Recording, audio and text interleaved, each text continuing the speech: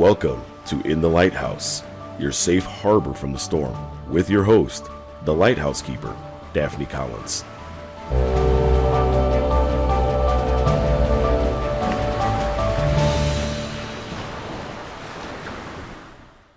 Hello, and welcome to In the Lighthouse, your safe harbor from the storm.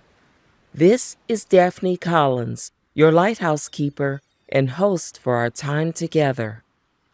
In our last episode, the discussion of marriage was center stage, and the bonding agent to the marriage is the spoken vow. Today, we will continue with our discussion of marriage and take a closer look at another example of the importance of the marital vow. Why is there a necessity for giving a vow? What is its origin? A vow is a promise, a pledge to uphold a covenant, which has its origins in the creation of our biblical history.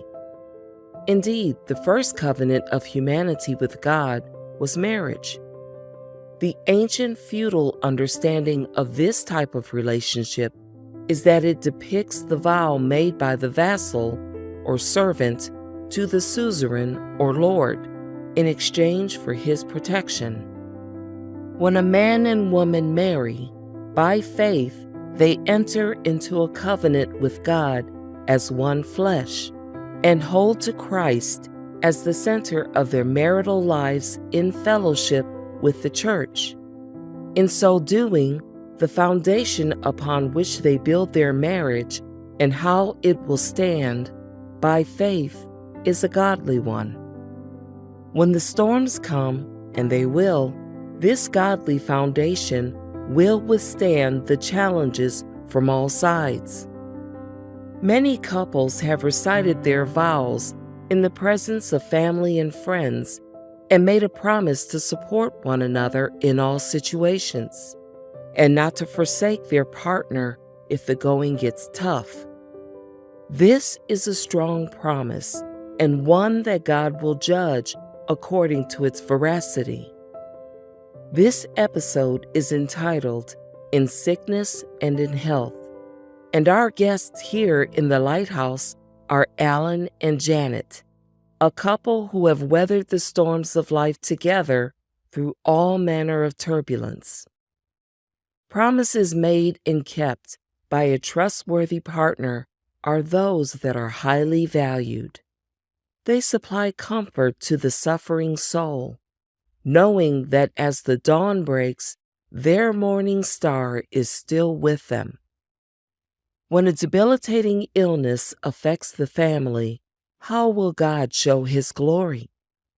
Alan and Janet will tell us their story and how God displayed His marvelous grace. Okay, let's get started.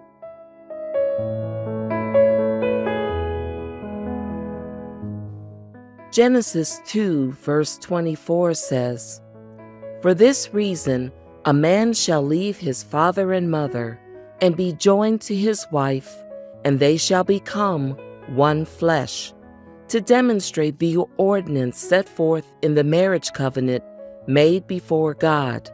They are to rely on one another in all things. The mystery and difficulty of this type of union implies sacrificial responsibility, putting your spouse's needs before your own.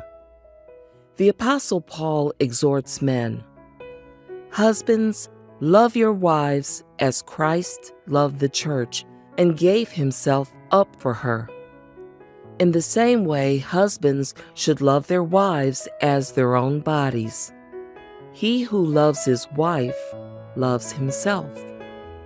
Likewise, women are to uphold their sacrificial responsibility in the marital covenant when they submit to the care of their husbands as to the Lord, because the greater responsibility has been placed upon the husband by the Lord. Alan and Janet learned and matured as a couple in the application of this difficult but necessary ingredient for a lasting marriage.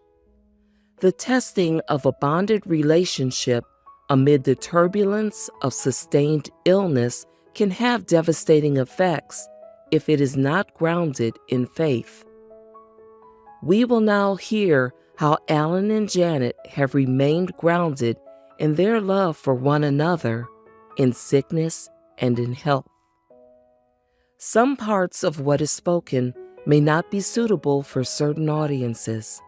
Therefore, I caution adults and parents to use discretion with their young ones when listening to this episode. I'm so glad to have with us today Alan and Janet. Welcome, folks. How are you? Hi. Good. How you doing? Oh, I'm doing just great. And we just really are so happy to have you here in the Lighthouse. And what we want to do is have our listening audience listen to your story, a story that, Janet, you want to be able to share with us today.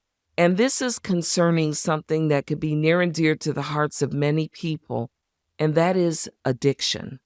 And Janet, your story is a compelling one because what I do know about you and from talking with you and with Alan is that addiction played a major part in your lives, in your marriage, and it also had effects later on, of which I'd like you to be able to point out. But more importantly, for you to share what happened, what precipitated things that happened on the back end of your life, letting you just begin right now at the early part of your story and what you want to say to everyone here. Well, the early part of my story starts in my 20s when I was diagnosed with fatty liver. And as the years went on, I was married to Alan in 1973, and we chose a life together and eventually had children in my 30s. And then in my 40s, and this is where the addiction comes in, my 40s and 50s, I started drinking, and then I eventually started drinking heavily. And I can surmise, or Alan can as well, why I did this. Why did I drink? I never could figure that out. Although I do know that even though I had a wonderful husband and beautiful children, I was a little depressed, and I chose as an outlet to drink. Did you work outside the home, Janet? Actually, we both worked at home. I worked with clay, and Alan did custom cabinets. So we were homebound pretty much all the time because he worked at his shop and I worked in my studio. And it gave us an opportunity to not only work at home, and that was our livelihood, but also be available for our children and to volunteer as well in the schools and church and wherever else we were able to volunteer and do things for the community. But that didn't stop me from drinking. So you had, how many children did you? We have 3. Okay, so you had your children at home, bringing them up, volunteering, worked from home, the two of you. So there was a good camaraderie in doing what you were doing as a couple. Yes, and we worked together as well, too, because he would help me with my work and I would help him with his business as well. So everything was kind of intertwined. This went on from, well, we moved from 73, and after getting married, we moved 7 years later to the Sierra Mountains.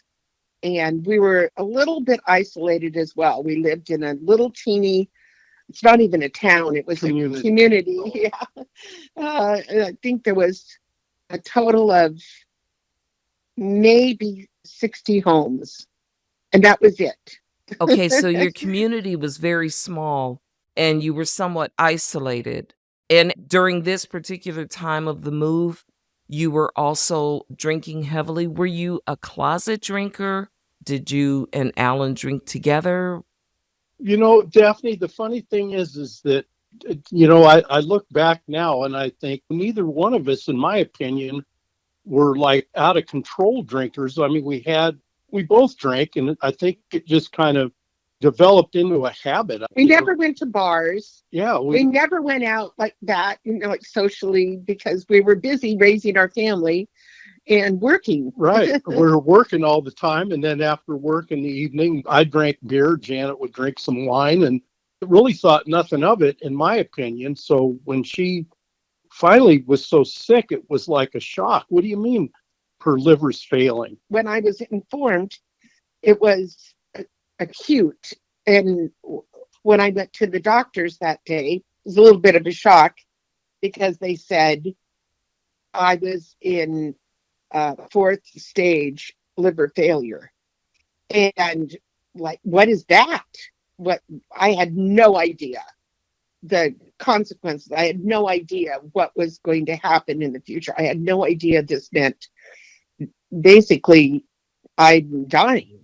If we could go back to the drinking that precipitated even coming to that point where you received this diagnosis, you began drinking more heavily. When would that have happened? Were you aware? After having my children, and they were older, I felt a little more comfortable. And so I was in my 40s then and my 50s when I started drinking Were you more heavily. dealing with more depression? And did you find yourself drinking to the point of intoxication where, Alan, did you notice more intoxication where it seems like it was more prevalent than before? Well, that's a tough one for me to answer on her behalf. But like I said, the way I recollect everything, I didn't consider ourselves heavy drinkers. My dad was a heavy drinker, but the little bit that I felt we were drinking, I had no idea that it was doing any kind of damage. So it was kind of a shock to both of us, to get a diagnosis. In fact, there was one doctor that I had taken her to, and the doctor looked at her and said, "No, people with liver failure are yellow as bananas. You're not yellow," So it was a shock. A total shock. It was like, okay, well, I guess that's the diagnosis. I mean, she was definitely sick. In fact, I think in the very beginning, they thought she had pancreatitis, and they tested her for that and then tested her for liver. And they said, no, your liver is gone. Basically gone. To me, if somebody that drank to the point where they fried their liver had to be seriously drinking every day from morning till night, that was my idea of somebody that would be diagnosed with cirrhosis of the liver. So I added basically poison to my body because on top of my fatty liver, I did just more damage by drinking. I see. So the alcohol more or less just exacerbated an already existing condition. Exactly. Right. Exactly. Unbeknownst to either one of us. Right. I guess we just didn't educate ourselves enough on fatty liver, but who thinks about that? That was something she was diagnosed with prior to me even meeting her. So it was kind of a shock. Yeah. I mean, it still is. I still think about it and I go, my God, that doesn't seem like that much alcohol to do that kind of damage. But apparently that was, that's what was going on. Well, I do have a question. Did you feel that you were an alcoholic? I think looking back, I would say yes, absolutely. Why? Because looking back for me, I drank in excess. But I didn't, you don't realize it. When you're addicted to something, it becomes a way of life. So you're oblivious to the addiction itself. You're in the habit. It becomes a habit. Can you give me an example of how that is different from a casual drinker? How was it for you? It was that I drank every night, as opposed to a casual drinker that will maybe have a cocktail going out, to dinner, or drink maybe once a week or once a month. I drank every night. Did it change from just consumption of wine, or did you drink other alcoholic beverages? why, if I did have the opportunity to have something else, I did. If we did meet up with friends or go out. So that pretty much became part of your normal routine. Like people who like to smoke cigarettes, they light up here, light up there. And Oh, we did that too. yeah, okay, so you smoke and you okay. They o- kind of go together. Okay, The yes, drinking it and the does. Yeah. smoking. Yes, it does. And because both of you worked in the home, so during the day you're doing your clay work and taking care of things that have to do with the kids. When was your go-to? When did it all begin in the evenings? What was your routine? Alan closed the shop down, and I closed my studio down, and that's when it would start. Right then. One thing about us, we were functional. That's not a great excuse. No, I hear what you're saying. We were functional. We continued to even work if a client called that night, or a customer, I should say. And so we were oblivious to our addiction. It didn't seem like anything other than just a habit. Right. Can you tell me of your awareness of your children's behaviors as they watched your regular routine daily in alcohol consumption? Well, like I said, we were functional, but I remember one incident that my oldest son got really upset with me one night. He says, "You have no idea how you change. Your whole personality change. You change. The things you say, the way you look. You have no idea." And I remember one night he just was yelling at me. And it was, I remember till today, because he was so upset. And I thought to myself, how can I do this to my children? I mean, I had no idea he was that observant. And it really hit home. But that didn't stop me, because when you're addicted to anything, you just go, yeah, okay. But till today, I remember how upset he was. Time went on, and we lived our lives the way we had been living them. And after being diagnosed with cirrhosis of the liver, things kind of went downhill after that. Of course, I stopped drinking immediately. When you received the diagnosis. Absolutely. Now, how did that change for you, Alan? I got to be honest. I mean, I wouldn't drink around her because I figured that the temptation might still be there. But the focus from that point turned mainly because of her illness. That was the focus. And everything, I mean, that was everything. Life changing. To be honest, I only drank beer. I don't like beer. That's all I ever drank. When I was younger, I drank alcohol, but I stopped since we got married. Like I said, my focus was on her health. It was like, the alcohol was secondary. In fact, I don't even drink beer anymore, and I haven't for years. It definitely changed things in more ways than one. I mean, just the fact that, I couldn't work anymore because I was taking care of her. Right. She couldn't work anymore because she was so sick. And, this went on for, oh gosh, almost the whole year of 2010, I believe. And then they finally assigned her to hospice, and she was on hospice for more than 6 months. I think it was 6 months. And then they had to sign her up again. So technically she was on hospice twice, I think. It was palliative care, and then it went to hospice. The hospice. Yeah. So it was probably a good year of torture, palliative care, and then hospice. And then that's when my course of miracles happened, when there was a lot of hospital visits. Even though hospice is there to help you pass away peacefully, there were times where I begged Alan to take me to the hospital. She couldn't breathe. She was filling up with fluid to the point where they were draining 6 liters of fluid off of her abdomen, and lungs, sometimes every couple of weeks. And then the fluid started draining through some part of the cavity in her chest, and it was getting to the backside of her lungs, not in her lungs, but the lining between the back and your lungs. And so they had to start draining her from the front and the back. That went on for months. And then finally, she got to the point one night where she couldn't breathe at all. And I just put her in the car and I took her right to emergency. And that's when they said, well, she can't be on hospice and get medical attention. And I said, well, God, what am I supposed to do? She can't, she's gasping for air. She can't breathe. Let's take a moment for this short break. When we return, we will continue with In Sickness and in Health and our interview with Alan and Janet.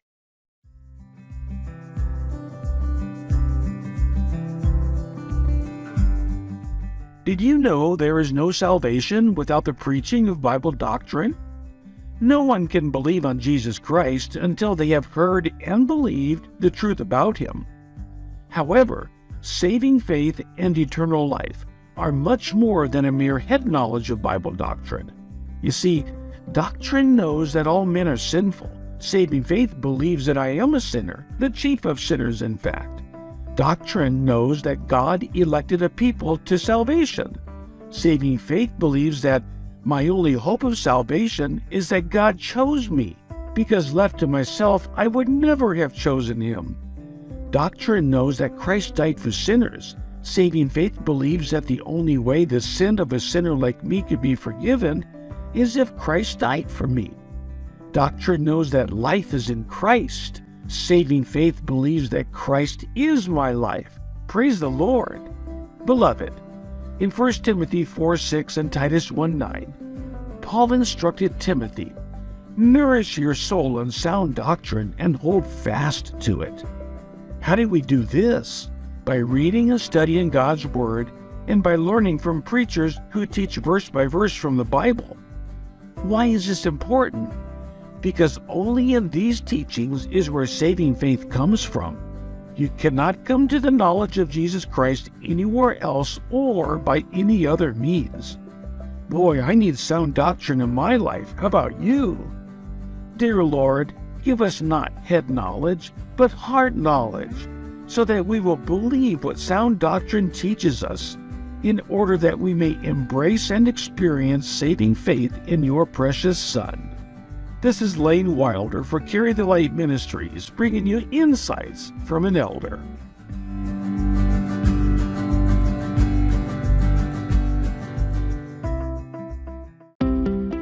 Welcome back.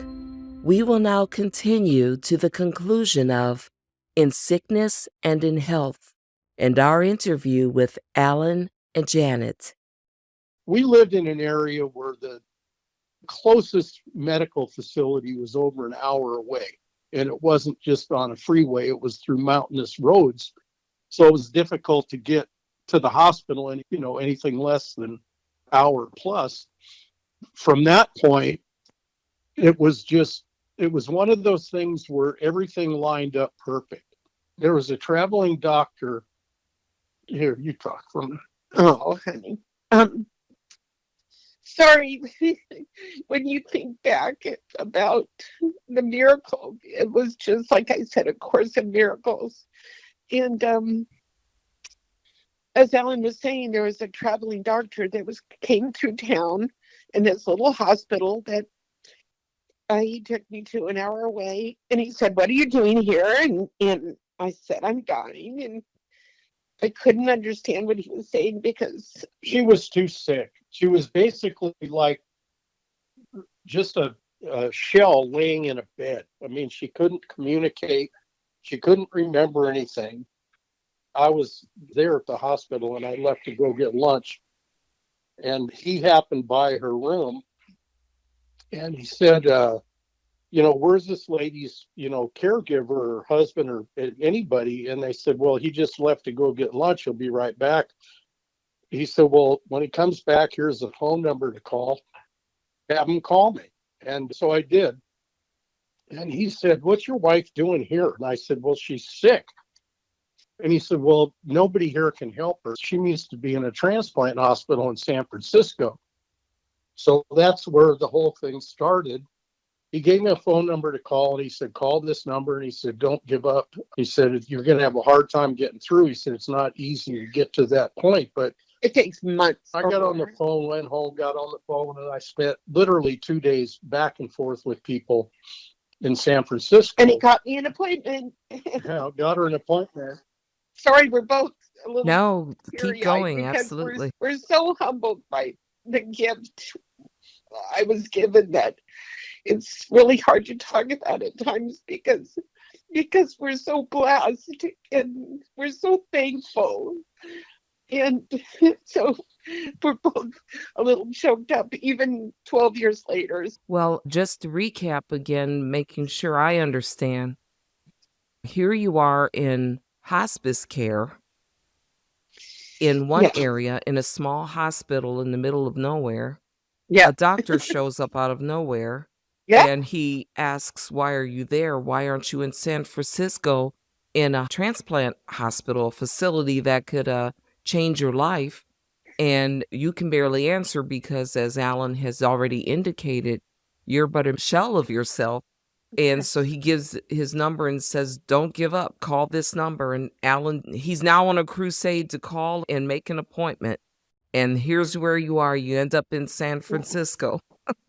We never even heard of organ transplant. What is that? It Right. was so far from reality at the time. It was Right. like, that isn't going to happen. There's no way in the world that's going to happen. And your odds of winning the lottery are better than. But even when I gave up, even though I didn't think I was giving up, Alan had the strength to pursue and get me there. Yes. And he prayed for strength, and he got it. And he drove me to San Francisco. It's a good 4 or 5 hours, depending.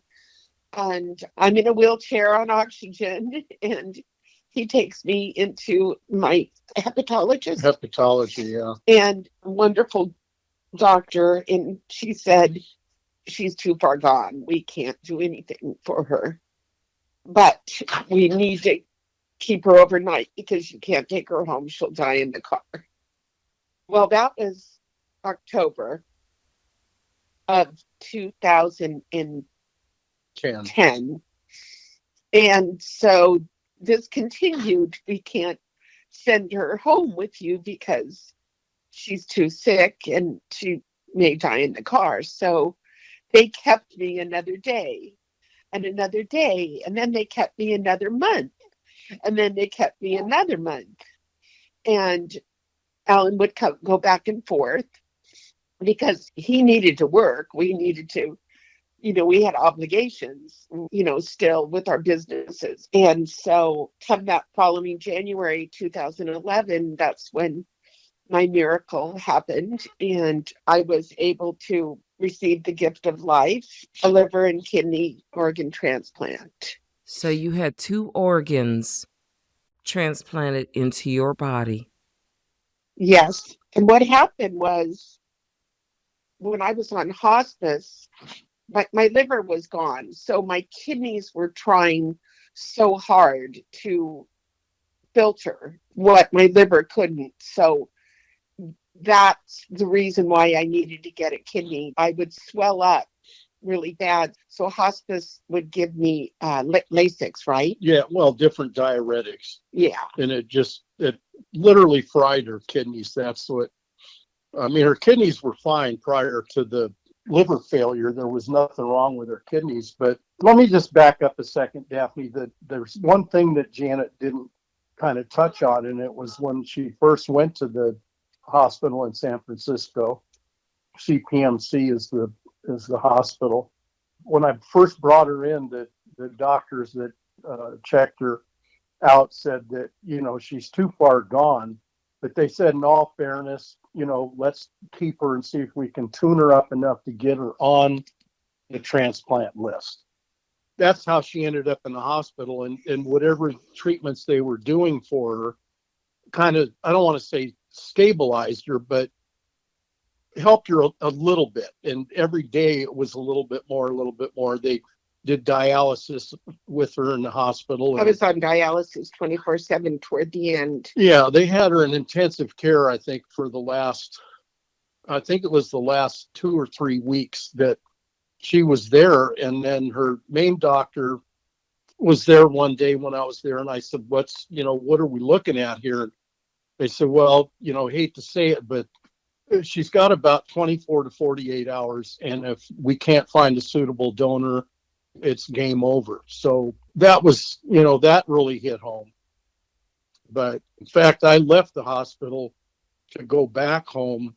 And I no sooner got home, which it was like a 4 or 5 hour drive, then they called from the hospital and said, what was it, midnight or something? Yeah, it was after 12 when I got back to the house. And as soon as I got there, I think it was within about 5 minutes, the phone rang. And they said, we found a donor and we're going to start surgery at 4 a.m.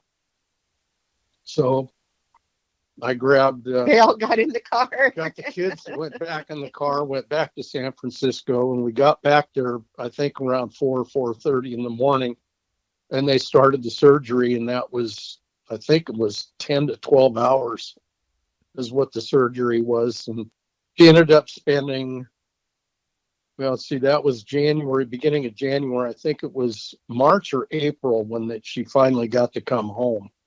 So she spent quite a bit of time in the hospital, and God knows how many times back and forth since then, but a miracle, I'd like to, an absolute miracle. It was an absolute miracle that they were able to sustain you until the organs could be found, and that you were moved up rapidly on the list to be a recipient of those 2 organs.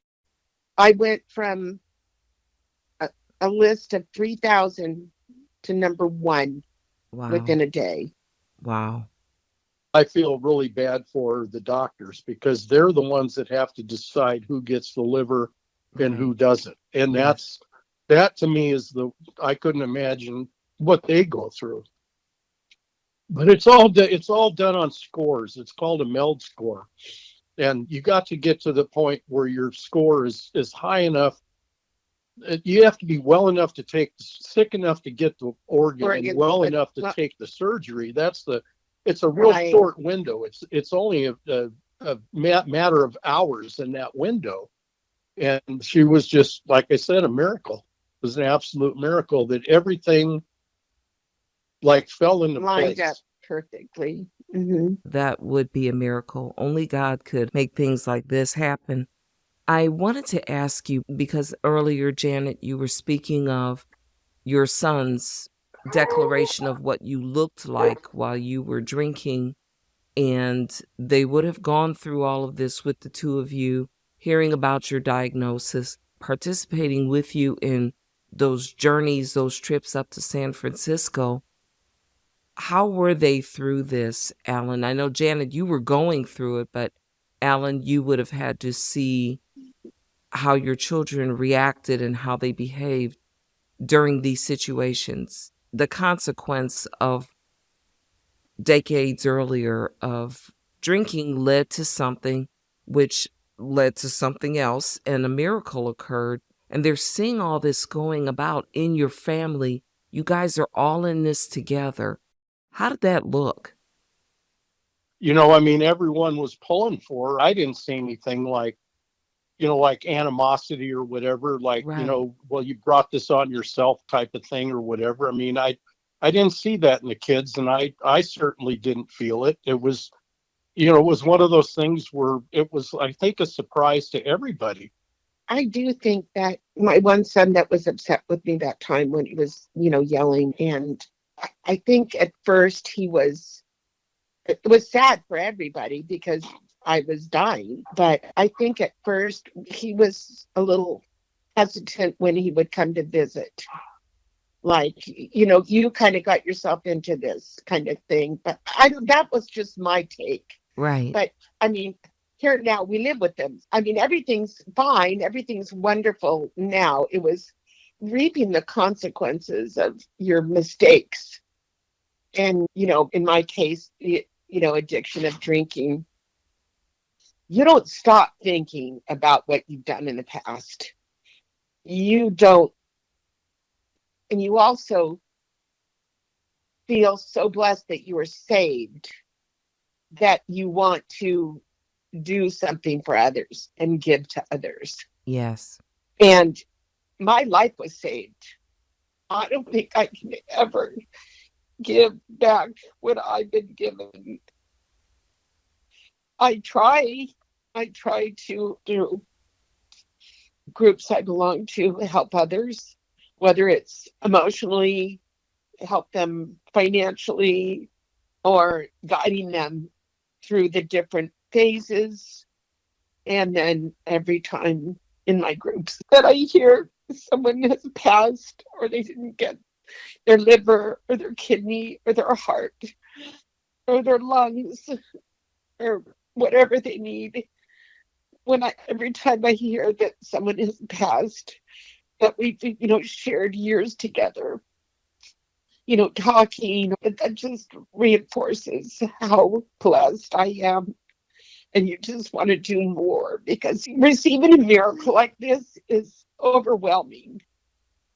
Sometimes you can't thank God enough for the blessing that's been bestowed upon you.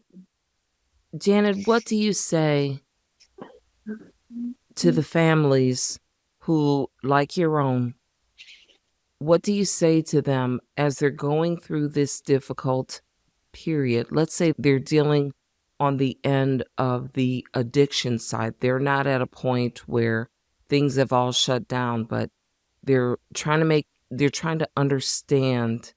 Oh, everyone's so different. Every single family is different.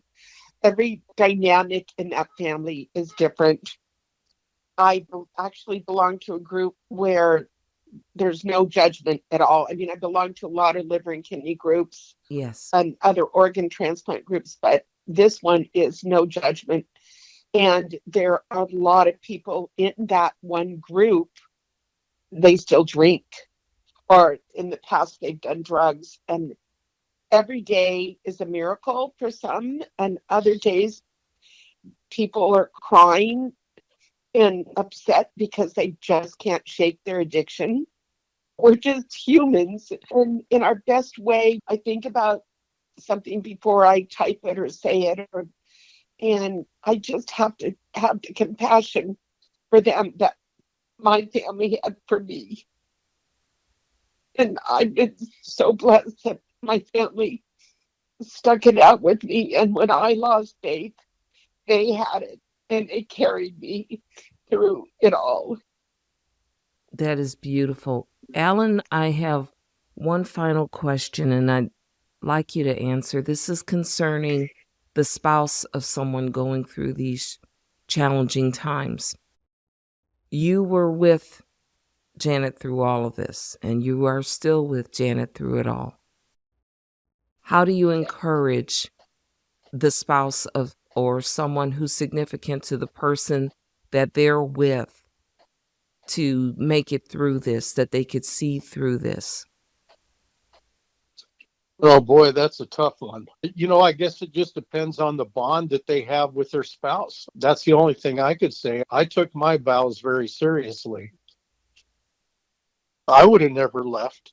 And that's another thing that happens when someone gets sick, and whether it's an organ transplant or whether, whatever, for whatever reason, is that it's easier to leave that person than it is to stick it out and care for them. And Alan stuck it out with me to the bitter end, and still is. He's still taking me to my doctor appointments and in hospital visits and stuff.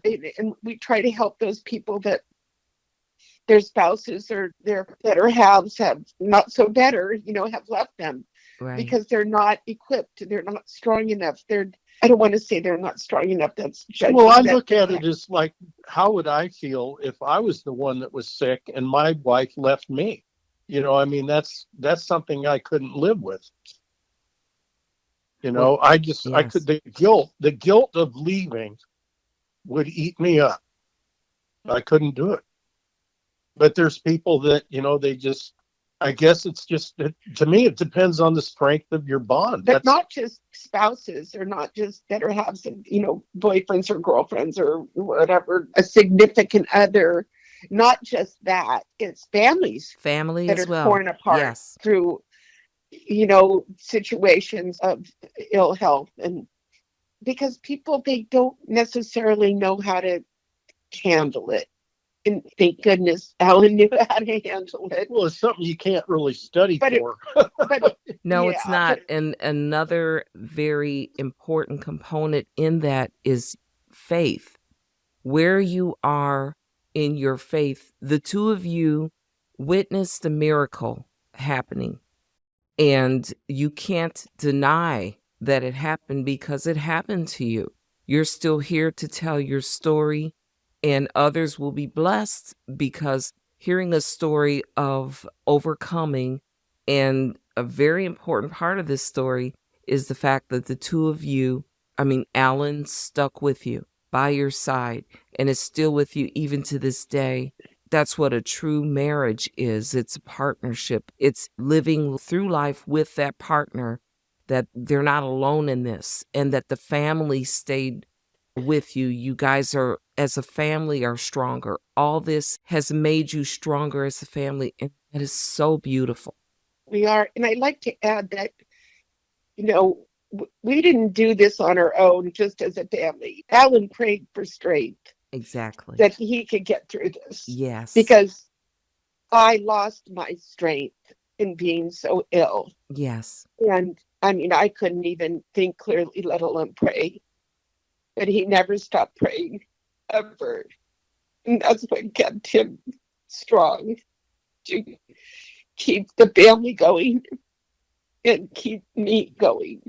Well, I want to thank the two of you for sharing this story. It's such a beautiful depiction of faithfulness with one another.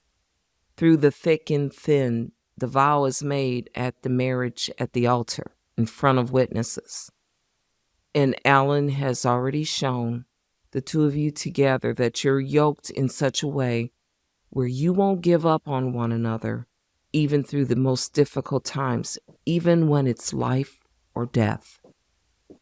Amen. That's a beautiful thing to see. And it's encouraging to me and to anyone who hears this story. Alan and Janet, thank you so much for being in the lighthouse with me today. Thank you, Daphne. Thank you, Daphne. I just hope that this helps other people. Thank you for the opportunity to share our story and get it out there. And my story is one of hundreds of thousands. So this is just, like I said, my story is probably nothing compared to other people. I have a friend right now who's waiting for his second heart. He's much younger than me, and he's waiting for a second heart, and his first one failed. And all we can do now for him is just pray and hope he receives the miracle that I did. Well, let's hope and pray that. And Yes. we'll just look at this story. And it's not a simple story. It's another light in the darkness. This is victory for your family. And I hope a blessing to many people who hear it. So thank you, Janet and Alan. Thank you. Thank you, Daphne.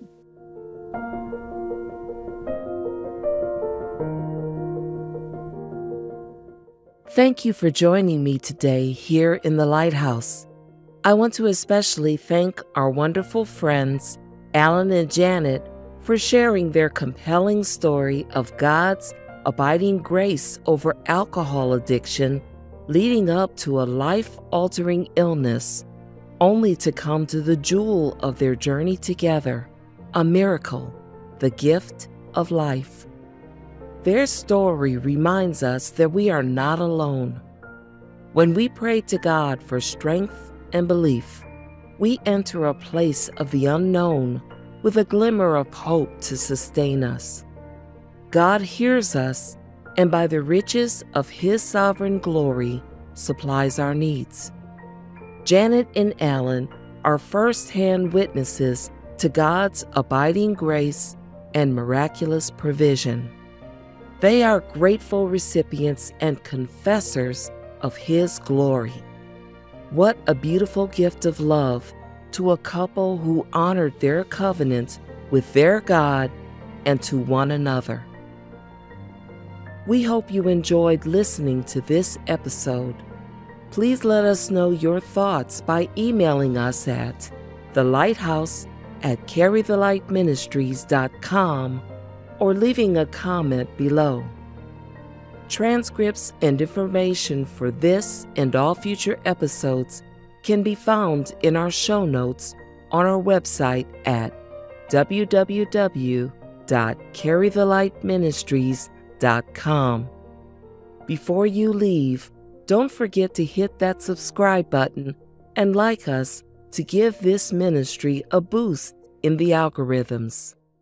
I'm your lighthouse keeper, Daphne Collins, with Carry the Light Ministries. Until next time, be blessed.